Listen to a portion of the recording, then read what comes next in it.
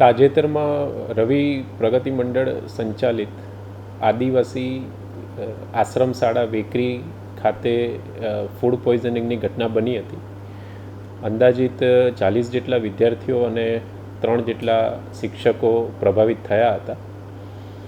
હાલમાં 3 જેટલા બાળકો મેડિકલ સુપરવિઝન હેઠળ છે. બાકીના જે મેડિકલ સુપરવિઝન હેઠળ હતા તેઓ સ્વસ્થ હોવાથી તેમને ડિસ્ચાર્જ કરી દેવામાં આવ્યા છે. આ ઉપરાંત જરૂરી જે તકેદારી રાખવા માટે તમામ જે આશ્રમ શાળા છે, આ ઉપરાંત એકલવ્ય શાળાઓ, મોડેલ શાળાઓ, તેમને પણ સૂચના આપવામાં આવી છે.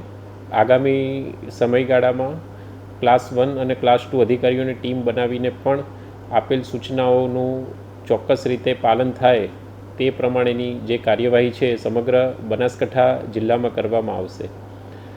ખાસ કરીને વેકરી ખાતે જે આશ્રમ શાળા આવેલી છે તેમાં આ જે પણ દુર્ઘટના બનેલી છે તેની ગંભીરતાને ધ્યાનમાં લઈ આજરોજ નિયામક શ્રી આદિજાતિ વિકાસ વિભાગ દ્વારા જે પ્રાથમિક શાળા હતી તેમજ માધ્યમિક અને ઉચ્ચતર માધ્યમિક શાળા હતી તેમના ઇન્ચાર્જ આચાર્ય શ્રી ભરતભાઈ ચૌહાણ અને શ્રી ગોવિંદજી પી ઠાકોર બંનેને તાત્કાલિક અસરથી ફરજ મોકૂફ કરવામાં આવેલા છે અને આગળની જે પણ કાર્યવાહી છે તે નિયમ અનુસાર કરવામાં આવશે.